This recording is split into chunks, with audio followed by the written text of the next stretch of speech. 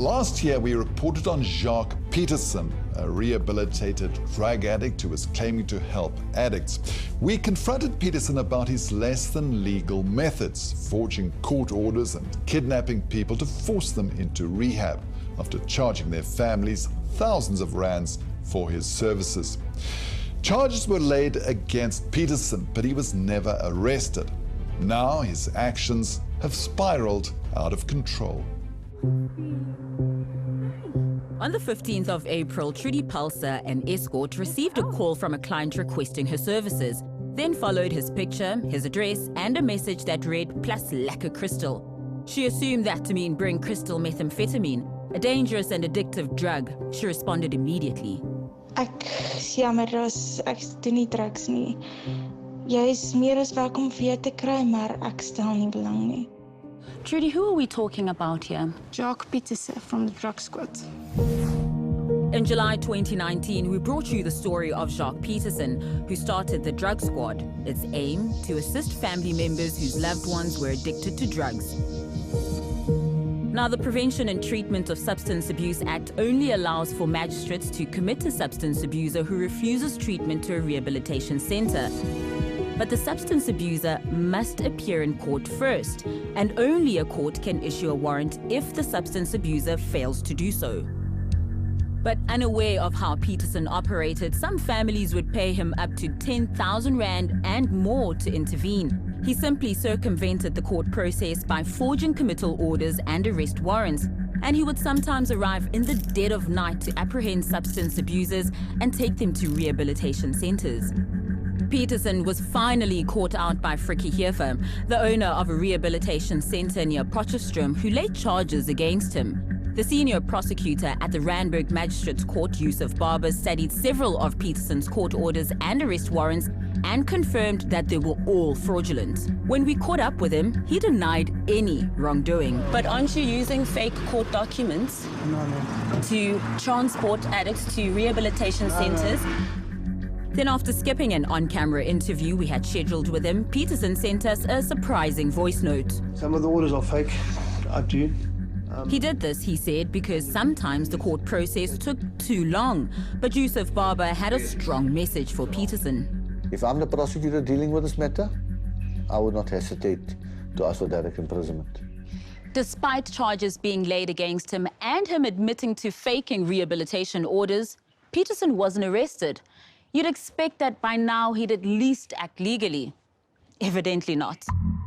This 33-year-old man, we will call him Andrew because he did not want his identity revealed, was addicted to drugs and spent 8 months last year at the Nieuwefontein Empowerment Center, an unregistered rehabilitation facility in the Northern Cape.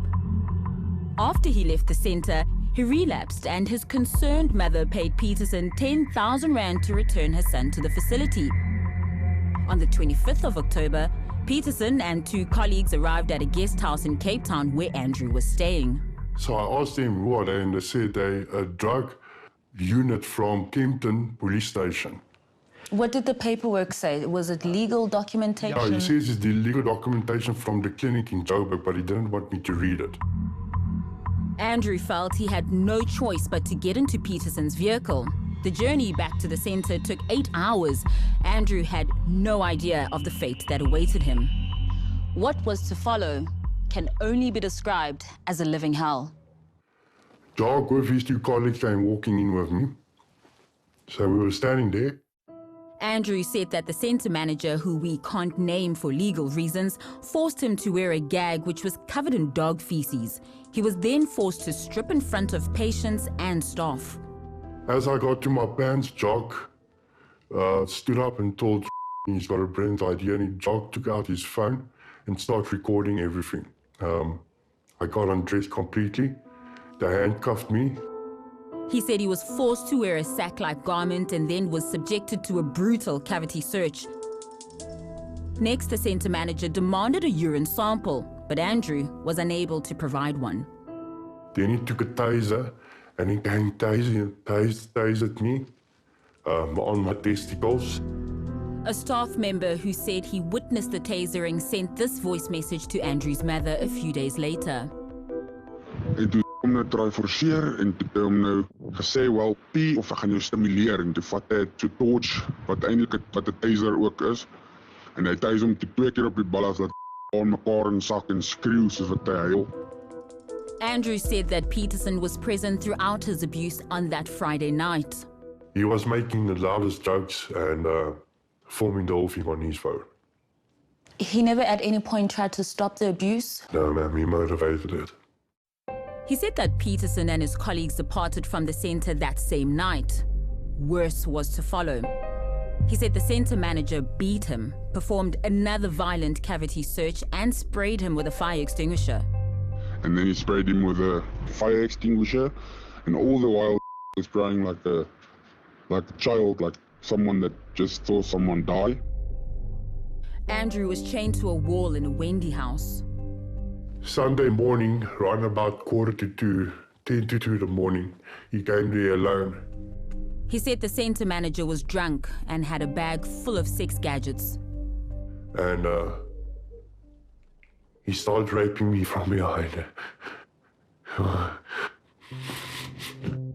After Andrew managed to escape this horror, his mother transferred him to another treatment center.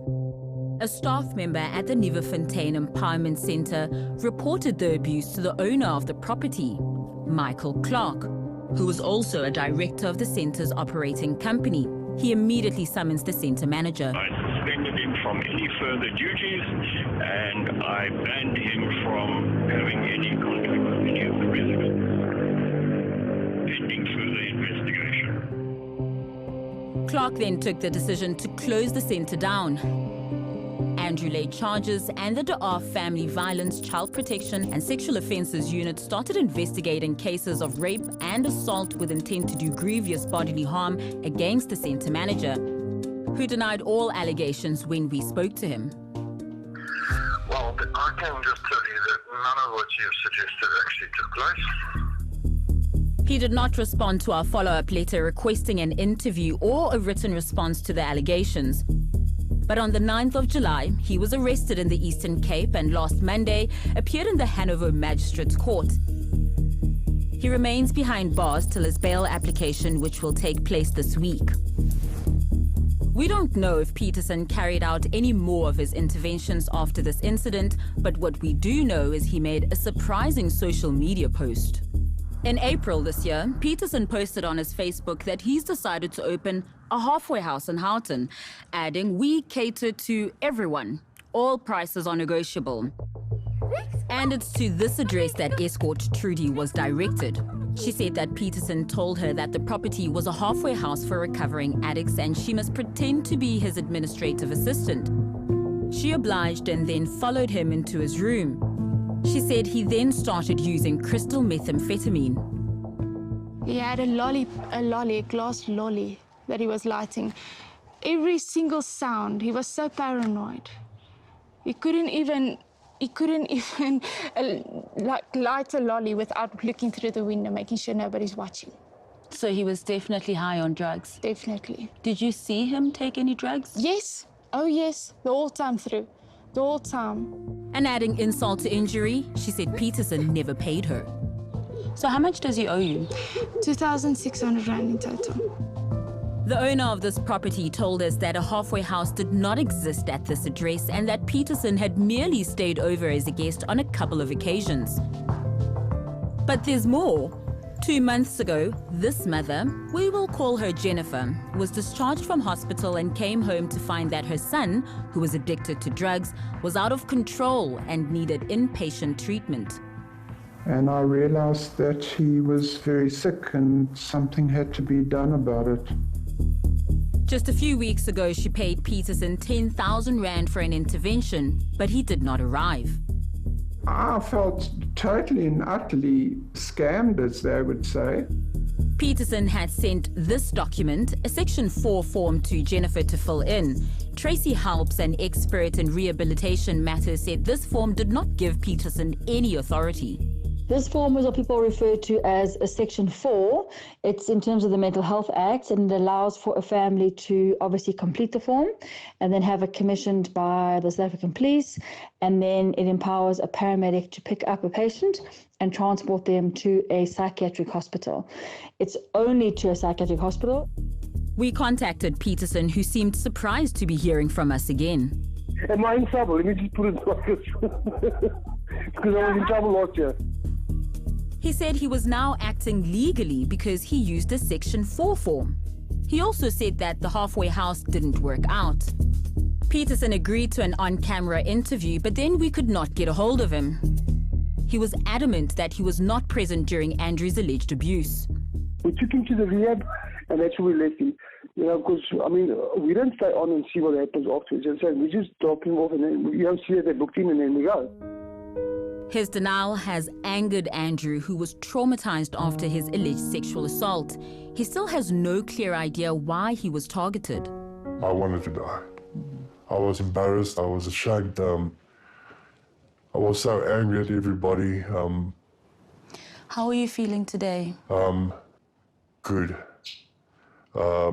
It's been a couple of months. My superstar is my mother. Taking day by day, that is what she's teaching me. Andrew has recently decided to lay criminal charges against Peterson for not trying to prevent the abuse he suffered. Luckily, there's a few witnesses as well that can stand by me, knowing that he was there and what he said and making a joke out of it all, and yes, video recording it on his phone.